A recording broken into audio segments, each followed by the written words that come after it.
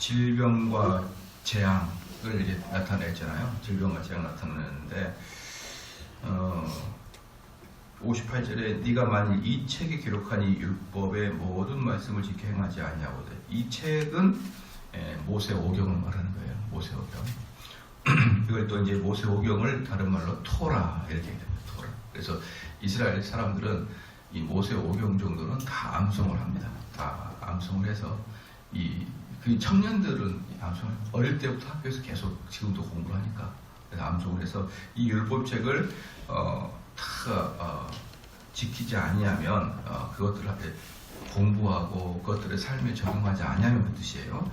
그러니 60절에 예굽의 모든 질병을 내게로 가져다가 이게 뭡니까? 예굽의 모든 질병을 가져다가 이게 무엇이냐면요. 출애굽할 때 이스라엘 백성만 예굽에서 질병을 안 받았잖아요. 그러니까 다시 예굽의 질병을 너희 다른 그 예굽 사람들은 받았는데 너희들은 예굽에서 질병을 받지 않았다 그거 아닙니까 지금?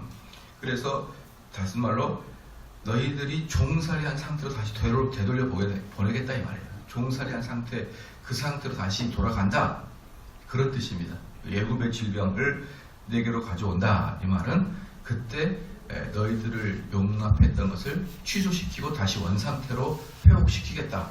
예굽의 종 노릇 상태로 회복시키겠다라는 것이죠. 62절에 너희가 하늘의 별같이 많을지라도 이게 아브라함에게 약속한 거잖아요. 하늘의 별같이 많았습니다. 많았지만 그러나 너희들은 뭡니까? 62절의 마지막에 남는 자가 얼마 되지 못할 것이다. 자 이거 뭡니까? 하나님의 언약을 취소하는 것을 보여주죠. 하나님의 언약을 취소했다.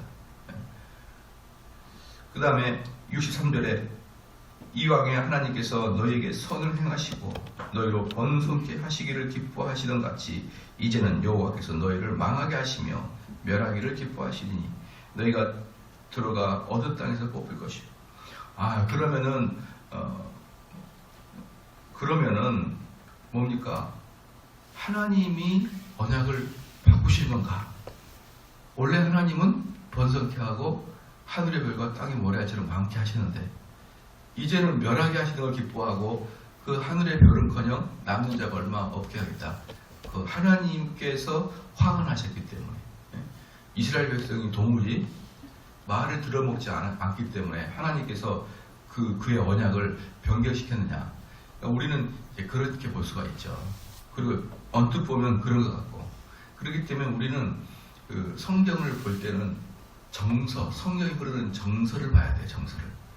하나님은 근본적으로 바꾸시지 않는 분이시고 그리고 하나님은 이스라엘 백성들이 이렇게 타락할지를 알면도 불구하고 선택하셨기 때문에 우리가 교리적 입장에 본다 그러면 하나님은 언약을 바꾸시지 아니하신 분이거든요. 그럼 이 뜻은 뭐냐? 정말 간곡하게 돌아오라는 뜻이에요. 돌아오라는 뜻. 네? 우리 애들이 집에서 말을 나가버려라. 나가. 그러면은 짐 싸들고 나가라는 소리입니까? 좀 행동 좀 고치라는 소리입니까?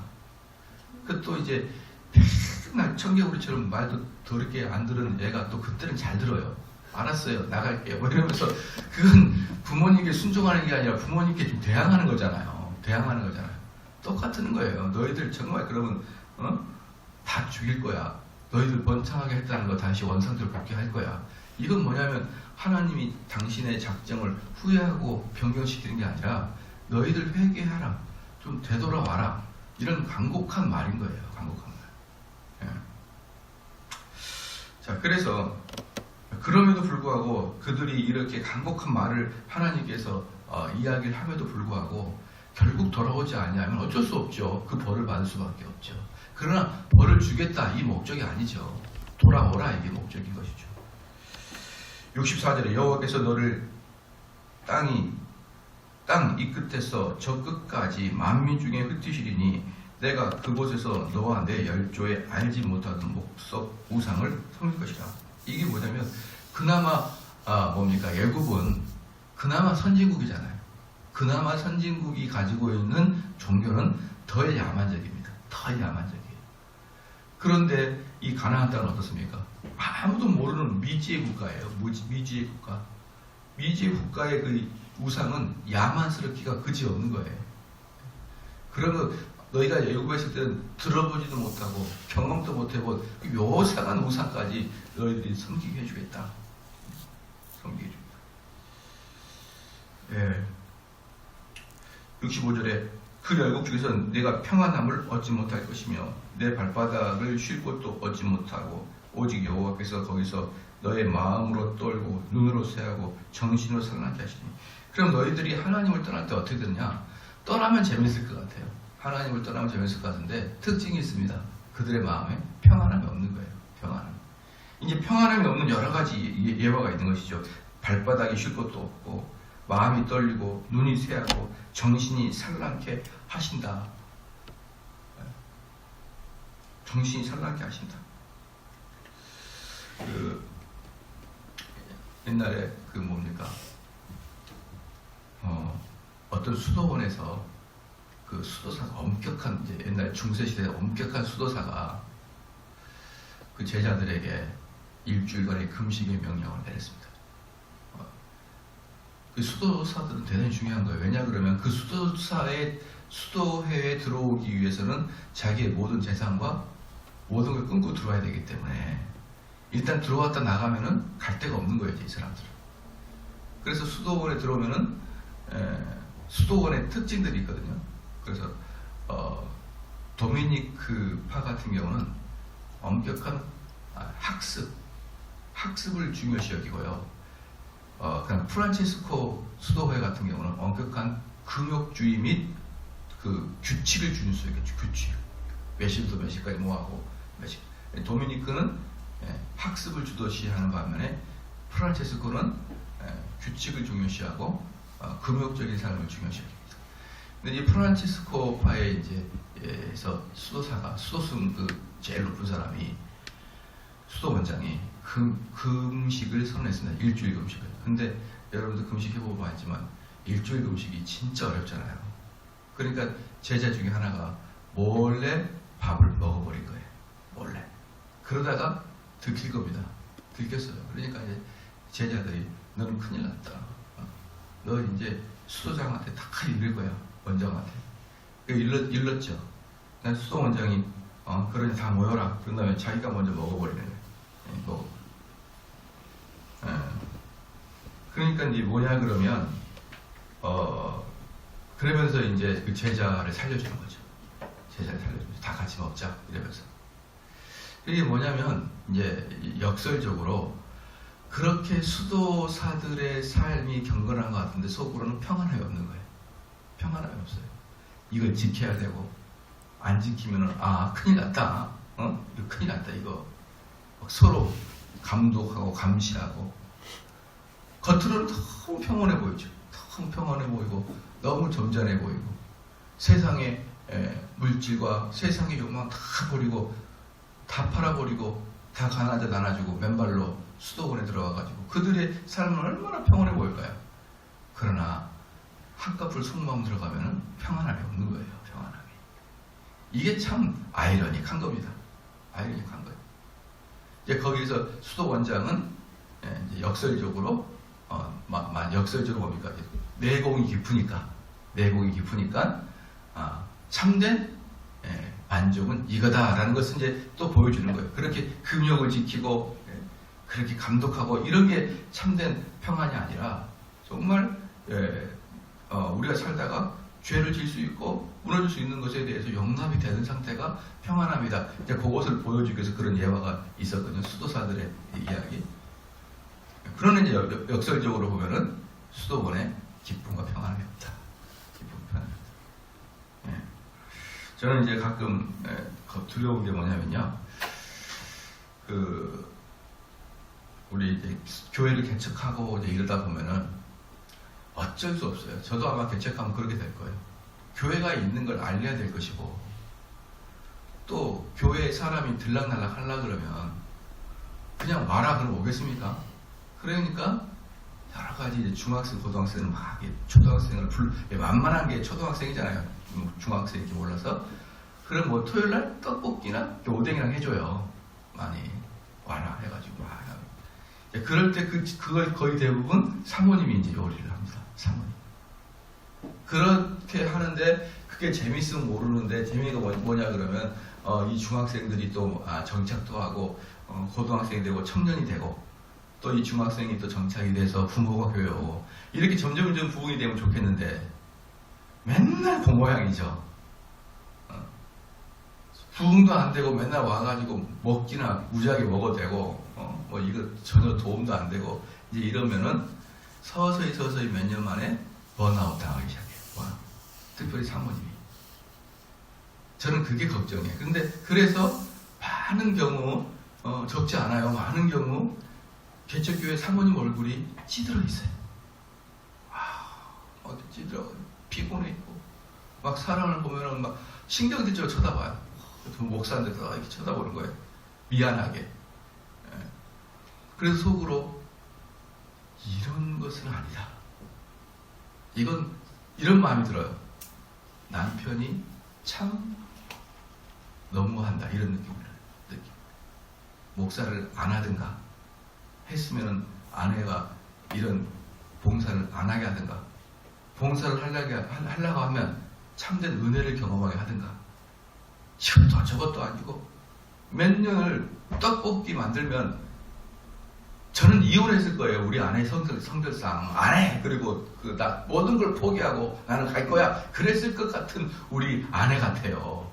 저는 그분들이 버티고 있는 것만 해도 너무나 대단한데 그럼에도 불구하고 그들의 얼굴에 이렇게 짜증과 힘듦이 역력하거든요. 저는 그런 걸 볼 때 아까 그 수도고사의 이야기 있잖아요. 그런 이야기가 떠올라요. 속으로 얼마나 불평할까. 얼마나 마음에 안식이 없고 기쁨이 없을까. 왜요? 뻔하죠. 떡볶이 주고 오뎅 만들어주고 계란 만들어주고 그렇게 목회하는 근본적인 멘탈이 뭔지 다 알잖아요. 우리가. 은혜가 아니라 뭔가요? 그냥 육체적이고 도덕적인 도움을 주고 그걸 통해서 사람들과 연관을 가지려고 하는 사람들의 기본적인 머릿속에 은혜가 없는 거예요. 은혜에 대한 이해가. 그래서 그런 경우가 적지 않게 많습니다. 그리고 또 역으로 또 교회가 좀 잘 되다 싶으면 상호 얼굴에 또 교만이 닥지 붙어 있는 거예요. 득지. 참 안타깝죠. 그래서 우리는 참된 평안이 어디서 오느냐. 지난 주일날도 말씀드렸지만 하나님과 예수 그리스도를 알매 은혜와 평강이 있을지나. 은혜와 평강은 하나님과 예수 그리스도를 깊이 알 때, 은혜와 평강은 내 사업이 잘 될 때, 은혜와 평강은 내 가정이 잘 될 때, 내 교회가 잘 될 때, 그때 은혜와 평강이 있는 게 아니라 예수 그리스도를 알미 은혜와 평강의 지름길인 거예요. 그걸 모르고 그저 이렇게 열심히 봉사해서 그러니까 아까 수도사도 마찬가지죠. 하나님과 예수 그리스도의 은혜를 모르니까 그냥 찌들어 있는 거예요. 찌들어 있는 것이다. 이번에도 그 노회찬 의원이 자살했으니까 많은 사람들이 너무나 정직하신 분이 되겠다. 근데 저는 그분이 너무 정직한 걸 알아요. 그래서 제가 어제 우리 아내한테 그랬어요. 사실은요, 정의를 외치는 그런 정치인들 있잖아요.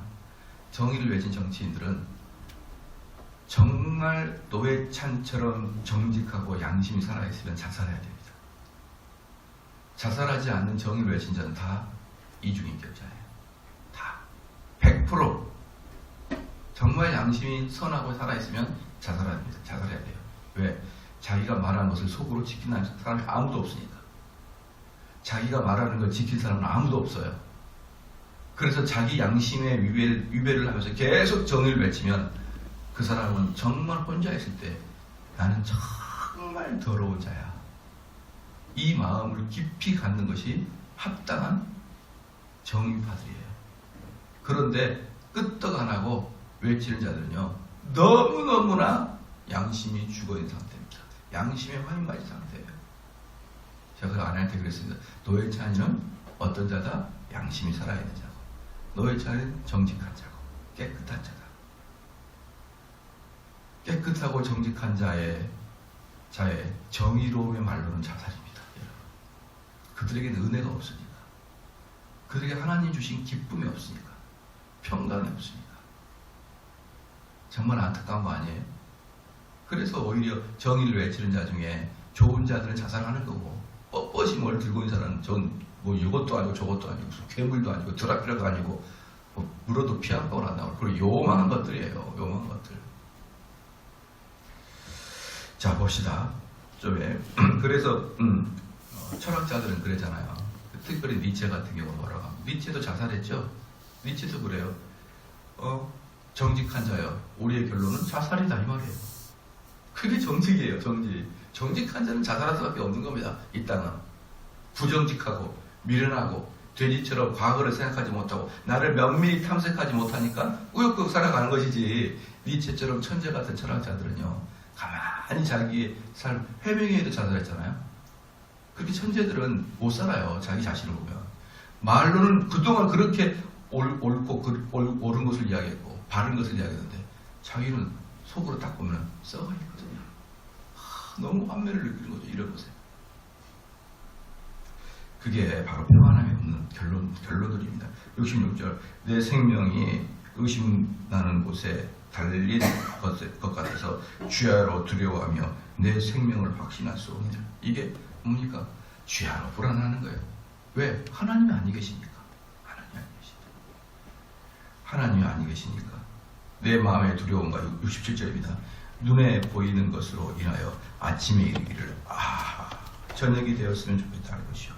저녁이 이르기를 아침이 되면 뭡니까? 쓸데없이 나를 보내고 앉아있는 거예요. 아이고 이런 거 있잖아요. 오늘 눈 감고 아침에 눈 안 뜨면 좋겠다. 네? 그런 식으로 삶의 소망이 하나도 없는 거예요. 아침에 일어나가지고 야 빨리 저녁이나 되라. 또 저녁이 되면 야 빨리 아침이나 되라. 이런 식으로 뭡니까? 삶의 기운이 없고 소망이 없는 거예요. 가치도 없고. 참 얼마나 아쉽습니다. 지난주에 우리 성가 목사님 오셨잖아요. 그분이 그랬잖아요. 나이가 드는 거 좋습니까? 세월이 가는 거 좋습니까? 아니요 막 그랬잖아요.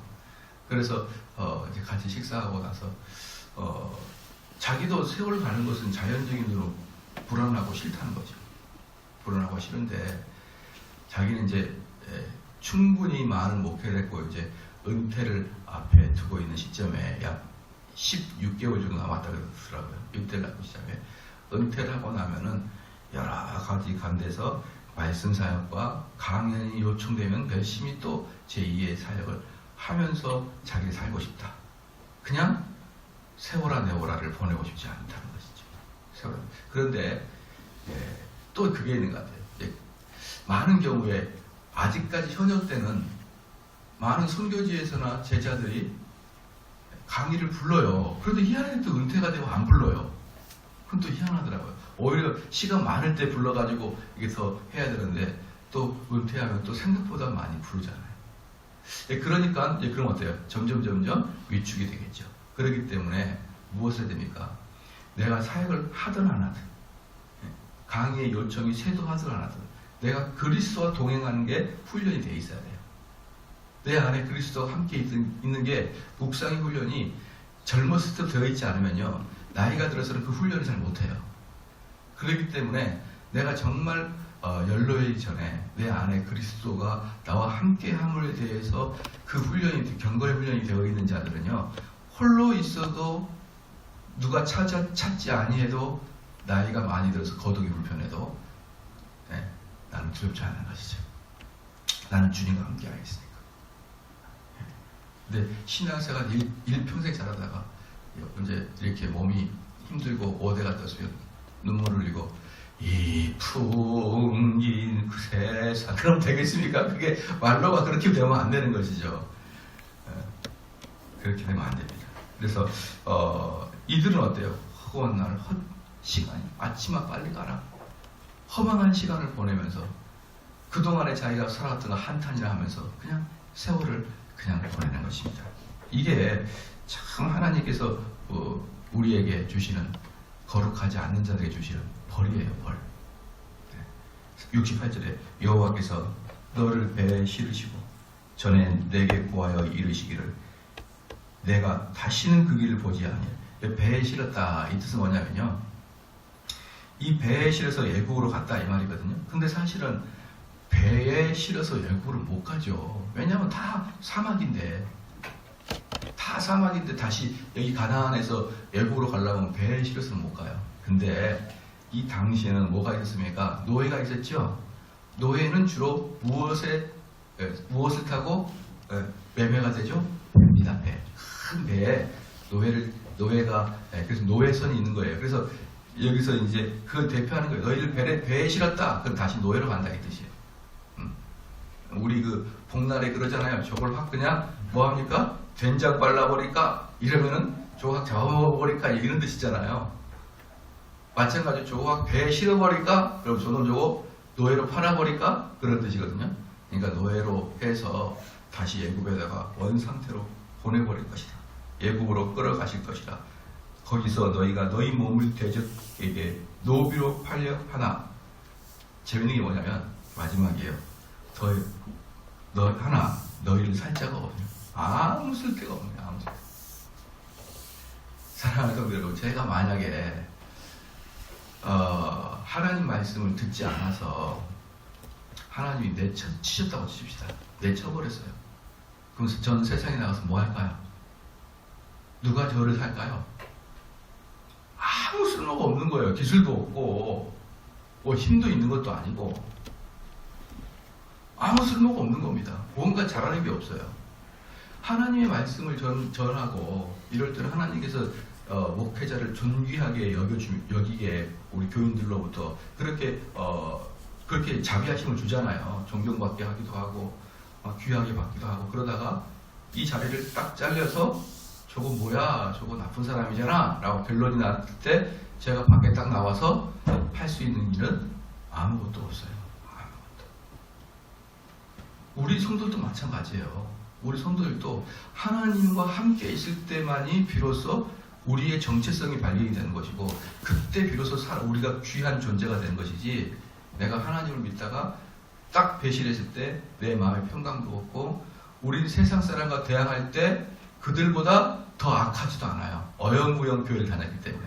더 악하지도 않고 더 악하지 않은 것은 더 악착같지도 않기 때문에 우리가 믿음에서 떨어졌을 때 세상 사람과 맞대항하면은 100점 100패다. 100점 100패요. 우리는 적당히 믿음이고 적당히 타락했기 때문에 완벽하게 타락한 하나님이 없다 그러고 살아가는 사람들한테 대항해서 100점 100패라니까요. 그래서 우리는 하나님 말씀을 통하여 순종을 통하여 존귀함을 받을 때야 비로소 세상 사람들이 우리를 존경해 주는 것이지, 그 자리를 이탈했을 때는 누구도 안 사는, 필요 없는, 아무짝에도 쓸모가 없는 그런 인생이다. 그런 인생. 그래서 재밌는 게 뭐냐면요, 이게 정확히 예언이 되는 거예요. 예언이 뭐냐, 나중에 히틀러가 유대인들은 종으로도 사용하지 않았습니다. 노예로도 사용하지 않았어요. 다 죽였지. 저것들은 노예로도 필요도 없어요. 노예로도. 다른 민족에 비해서 힘이 있는 것도 아니고 다른 민족에 비해서 고분고분한 것도 아니고 말이에요. 그러니까 저것들을 살려두면 무조건 뭐 하는 거예요? 독일한테 소련이니까 다 죽여버리는 겁니다. 다. 쓸모가 없는 거예요. 아프리카 사람들은 데려가서 노예나 시키고 일이나 시키죠. 근데 이스라엘 사람들은 머리가 좋아가지고 노예를 시켜놓고 좀 있으면 주인보다 앞서버리고 주인을 갖고 놀 수 있고, 이러니까 뭡니까? 저것들은 무조건 어때요? 그냥 다 가스실에 버려버리는 것이죠. 이러한 것들이 하나님의 말씀을 맡은 자들이 타락했을 때 받은 일들입니다. 소망도 없고 희망도 없고, 아침에 눈 뜨면 오늘 또 하루는 또 어떻게 보내냐? 누가 나를 찾아오냐? 왜 이렇게 인생이 서글프고 외로우냐? 이런 인생 살다가 누구 하나 나를 쓸모하지 않아요. 그런 그냥 버려진 인생. 그게 하나님의 말씀을 왜곡한 자들의 마지막이다. 말로다. 그렇죠. 오늘도 하나님의 말씀에 순종하신 살기를 주여 축원합니다. 기도하시겠습니다. 하나님 아버지, 참으로 감사합니다. 하나님께서 저희들에게 하나님 말씀을 맡은 자로서 불러주시옵고, 하나님 말씀을 맡았기 때문에 그 맡은 자로서의 존귀함을 허락하여 주심을 감사합니다.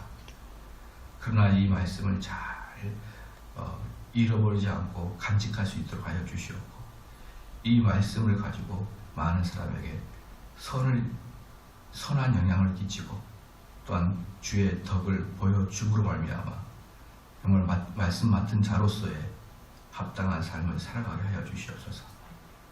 이탈하지 아니하게 도와주시옵고, 그러므로 땅에 버려지지 아니하도록 저희들을 인도하여 주시옵소서. 가는 곳마다 우리의 아이덴티티를 정확하게 보여줄 수 있는 자가 되게 하여 주시옵고, 우리는 오직 이 말씀을 맡은 자로서의 삶을 살아가는 것이 누구에게나 보여줄 수 있도록 역사하여 주시옵소서. 감사드리며 예수님의 이름으로 기도합니다. 아멘.